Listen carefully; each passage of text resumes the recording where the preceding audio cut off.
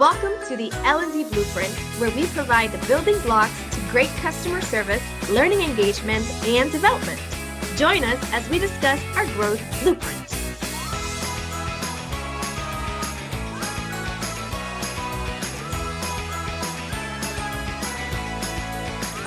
Welcome back, everyone, to episode 6 of the L&D Blueprint. Again, with you is me, Francis Otaño Gracia, and Carolyn Boyd.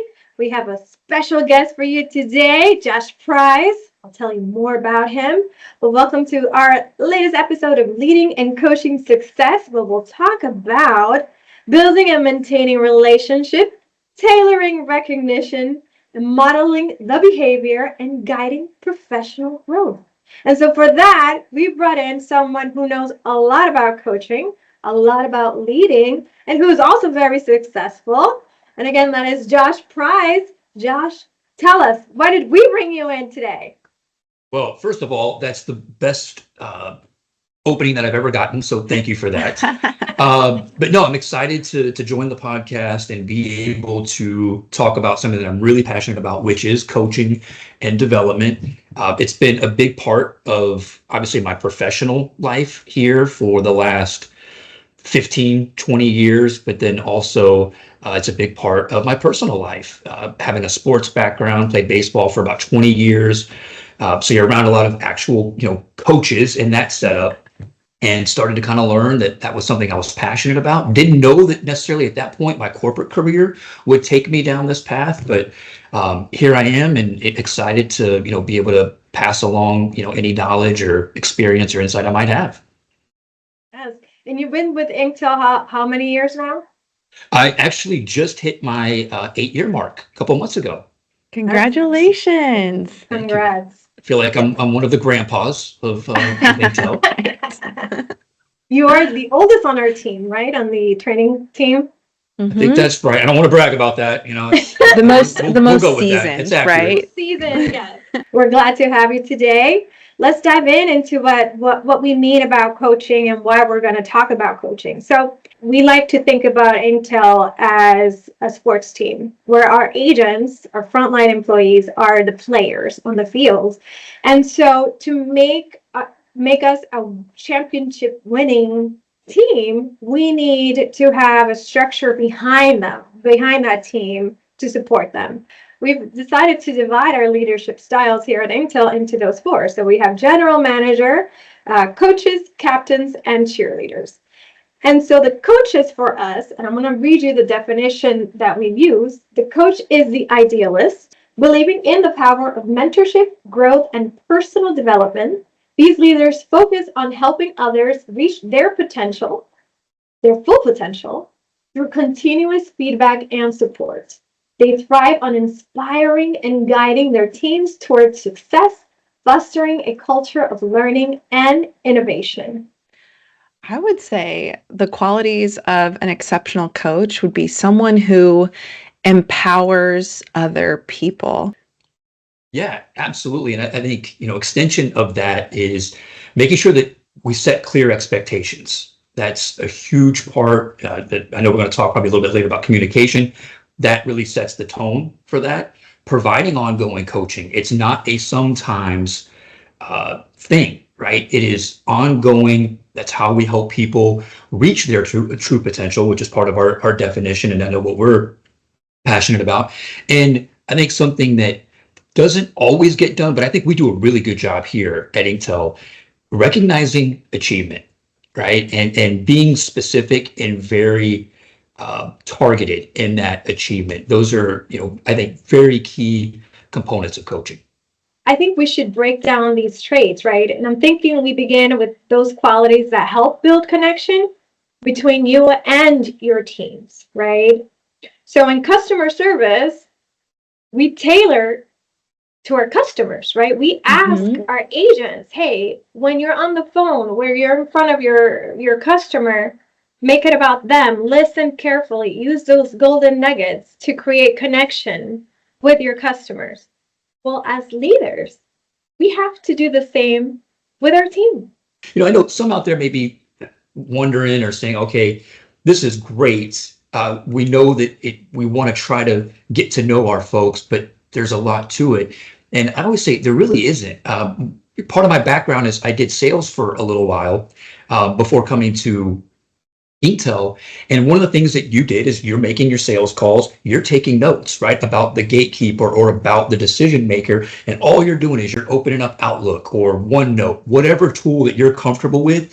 And if somebody mentions something, jot it down, right? Mm-hmm. Get it out of your brain. That way you don't run the risk of forgetting it. And now you've got this little record for anybody that direct reports to you or anybody that you interact with, right? It doesn't have to be a direct report. It can be someone in another department, right? That there's a dependency there. But you've got a very quick, easy way to pull something and say, oh, I remember so and so has a dog named Lucy. Okay, Mm-hmm. I'm going to send them this GIF, right, or this meme, whatever it is, right? But it's not hard to try to compile that information, and that way it also doesn't come across as disingenuous either, right? That Right. you truly are showing that you care. I also love to open those meetings with team members where I start out with, how are you doing? How was your weekend? Touch base like that. And if you're able to ask something specific from your previous conversation, it goes a really long way. Absolutely. Right. So that reminds me of a story from my teaching days way back when. And oftentimes, whenever we were met with rewards, some really hard work around important times of the year, we were met with a pizza party, which, sometimes is nice to get food at work as a reward. But for that to consistently be something that hard work is recognized with, the achievement and the recognition, it's not personalized, right? It feels a little cold.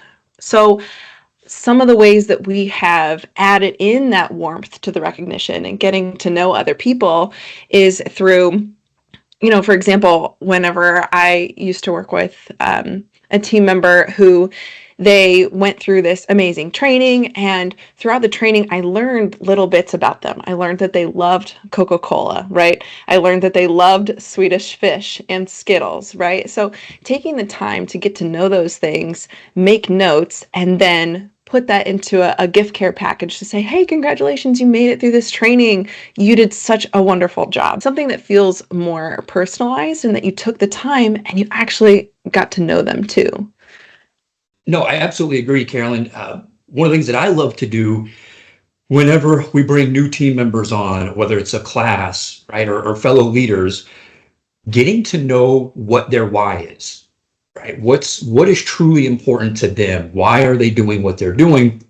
That can then truly lead into even a more targeted experience that you can provide or recognition in such a way. I had one of the things that I love to do is find out whether it's their why or even like hobbies.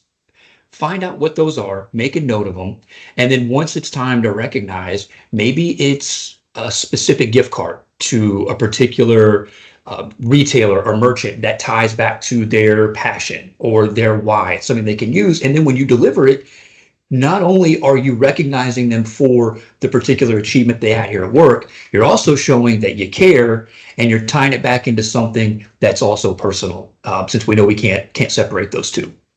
I kind of, this is off the cuff, but the Ritz-Carlton, this is I'm going to give one away. They ask you during orientation, what's your favorite candy? And you write down, or your favorite chocolate, and you write it down. And then when you come back from lunch, magically, it's on your desk. Like when you come back, it's on your table, on your chair. It relates to the importance of building and maintaining relationships in our virtual spaces too, right? Because it's a virtual world. A lot, sometimes it's a lot easier to do these things in person and a lot harder to do virtually. Even right now, I'm in Doral, Miami. Josh is in Orlando. Carolyn is in Indy, right? Mm-hmm. But we have a common chat room, a water cooler, a virtual water cooler. And all the time, we send out messages recognizing each other and our teams for things that they do, right? The shout outs, the praises. Just like sometimes, also, may I add, some of our team members are shy and they don't like to be the center of attention. And sometimes we have to know when they don't want to be praised in public. Sometimes they like to be praised in private. A private message would be a little more meaningful to them. Yeah, absolutely. And I love that you bring up the virtual space because that's the reality of a lot of workplace cultures now, right? And so the virtual water cooler for me has always been a fun place to be. I know that Francis, you'll start things where you say, okay, it's like Elephant Wednesday, and then everybody has to search to find a really hilarious GIF of an elephant. And it's just one fun way where we can pull everybody to that channel, a way to say good morning, happy Wednesday, and have a little fun with it too. I think when we're talking about recognition as well, one of the ways that I loved that we felt supported recently was having a virtual award ceremony. And we all got to vote on who on our team we felt would win a certain award. One of them, of course, was Best GIF Giver in the chats. I thought that that was really a great idea, along with, best performer for training and so on. But Francis, you putting that all together, and then not only was that great recognition, but you made it meaningful by gifting us Amazon gift cards. So it's one way where in a virtual platform, you can still give people meaningful recognition and incentive for doing their jobs well and celebrating all their successes. So I thought it was just really well done. Oh, making me blush. I'm going to second that as well. Have to. And, bringing it back again to the coaching, why are we spending so much time talking about tailoring recognition and tailoring and building that relationship is because you cannot coach someone if you don't know who they are. If you don't know what they stand for, what their hopes, aspirations, dreams are.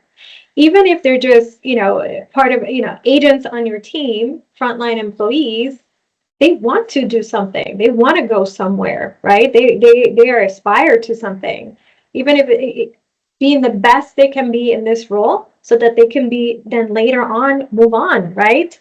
Even if it's not with our company, even if it's not to stay with us, if we owe it to them to make sure that they learn as much as they can and have those skills that they need so that they can grow, right? The better they perform, the better it is for us, right? So that's really a perfect segue into another one of the goals that we have, which is helping guide professional development, right? We talked about that at the beginning.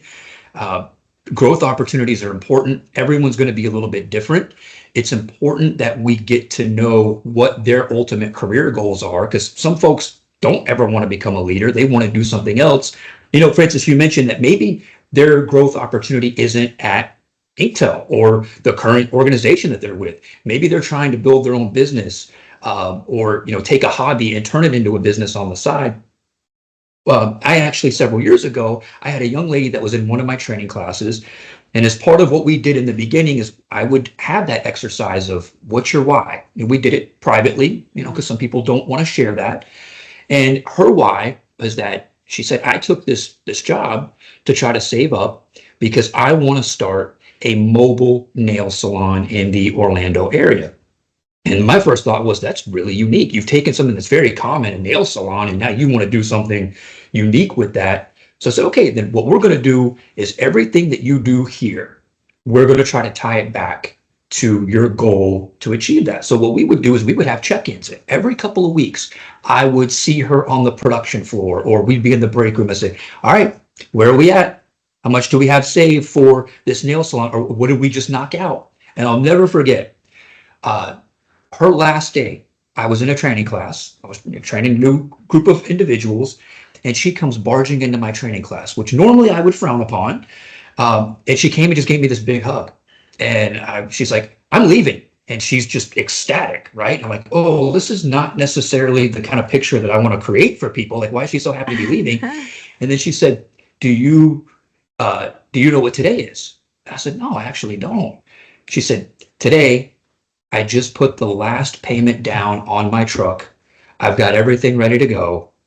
And tomorrow I start the new chapter. Thank you for everything.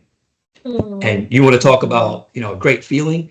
Um, that was amazing. And oh, by the way, she was a model employee that we had. She was, we have something called A player here at Intel. She every month she was an A player. Right. Josh, I love that example because you didn't shy away from helping someone reach their goal, even if it didn't directly relate to the workplace. I love that coaching story. Such a success. I think it just shows how much empowering other people is so important. I know, Francis, in the past, you've mentioned really as a leader, we should be guiding almost as though we're training our replacement because that's how much we want to help, pull them along and be the wind under their cape, as I like to say. And as a coach, you want to build that confidence. And a really good way to build confidence is to set them up for success yourself, right? So, one of my tricks is having others do something they're already good at. That I know that I've spotted that, this person is really good at this. So, I'm going to have them do more of that. And then other people see that they're doing well and they tell them, oh, good job with that, right? And then others start to see it, not just me. And then little by little, I add more tasks, some that were not, and they learn new things. And now because they have the confidence, they start learning new things or asking to learn new things. And before you know it, they become those A players. Well, and I love that. And I have to, full disclosure here, Francis, I have stolen that approach from you. And I've also tweaked it. I love to also not only give folks tasks that they are already good at, but maybe something that they're passionate about. Maybe they're not quite good at it yet, but if they're passionate about it, they're going to put in that work. And I've got an example from a few years ago. I had one of our trainers was phenomenal. Had pretty much knocked out every task that we had ever asked of this particular person, and he started to shadow some of the things that I would do behind the scenes, and as a result of that, found out that this person was very passionate about that. So I started giving that person some of my tasks. Right? That hey, I know that you're into numbers. You like looking at our graduation rates and our survey scores, etc. So, okay, you want to go ahead and you can take this. And then that person would go in, do it, we'd come back, talk about it, and just the difference in like just either giving folks tasks that they're already good at to build that confidence or to show confidence in them that you're going to trust them with something that they're passionate about. Man, it's like lighting a rocket. Right. Absolutely. Realistically, people tend to leave jobs because they're not feeling like they're getting the growth opportunities and the guidance that they'd like. And it kind of comes back to that saying. I think it's something that we should recognize. People don't quit jobs, they quit managers. Yep. And some of that can come down to micromanaging or a toxic work environment. Those are a little bit more of the serious reasons, right? But ultimately, it can be because of not allowing them that opportunity, seeing them for what they're worth, getting to know them, recognizing all their achievements. And so that kind of brings us to modeling that behavior. Coaches model their behavior. So, Josh, you are a coach of Pee Wee football, correct? Yep, I have done that in the past. Yep. The passion of yours. So you were 20 years playing baseball, but you teach Pee Wee football. I just picture these kids with the little gears, and I think adorable, and the little helmets. Oh my goodness. Anyway, you expect your team to be on time for practice, right? Absolutely. So who is there on time for practice? I'm there before being on time, right? I'm there Exactly. early so that there's somebody there to greet them and make sure they're there on time. We have a saying in training: if your what is it we say? If you're early, you're on If time. you're, If you're yeah, on time, you're late. And if you're late, you're super late, right? So we always open our doors or our virtual doors at least 15 minutes, 10 minutes before the scheduled time, right? Mhm. Um, and we prep way before that, right? So we're modeling the behavior that we're expecting from our learners. We intentionally use verbiage and language that we want our learners to use. Mhm. If we are teaching a brand, we will use the brand language and the lingo and so on. So there's many ways to model the behavior, but it's also about finding the right words and the right approach as a coach, right? And it's about how we package things. Mhm. And as a leader, to your point, Carolyn, say, people don't quit jobs, they quit managers. This old notion of leave your feelings at the door when you come to work, that is so old school and it's just not real. We need to stop saying that. We're people, humans of emotions. And just like we say to we teach our agents, have empathy, we need to show empathy. If you see someone needs a moment, they come, they're upset, engage that. I can see you're upset. Do you need a moment? Is it, can I cover for you right now while you go to the bathroom? Do you need a moment? What can I do for you? Do you want to talk about it? You know what? I have chocolates in my office and I have tissues. We can cry together. People come with those emotions. Let's engage with them. Let's talk Mhm. about it. What else can we do to model behavior? Well, I mean, you had a lot of good stuff there to unpack, but something that I think was a recurring theme is we're all human beings. Be Mhm. human. And part of that starts with you're setting the standard as a leader, but you also need to be the standard as Mm, Yeah. the leader. That's something that we love to say kind of in the sports world, set the standard, be the standard. For us here, in learning and development, it's about modeling the behavior, right? What do we expect? Then we need to make sure that we're abiding by that. Otherwise, credibility, influence goes out the window. And really, a key part within that is communication, right? Communication style. You alluded a little bit to this, Francis, and that kind of the difference between, honey and vinegar. Everybody's different. Everybody's unique. There's a certain way that I may communicate with Carolyn versus Mhm. maybe the way I communicate with you. Also because you're my boss, but a peer boss, but different people, right?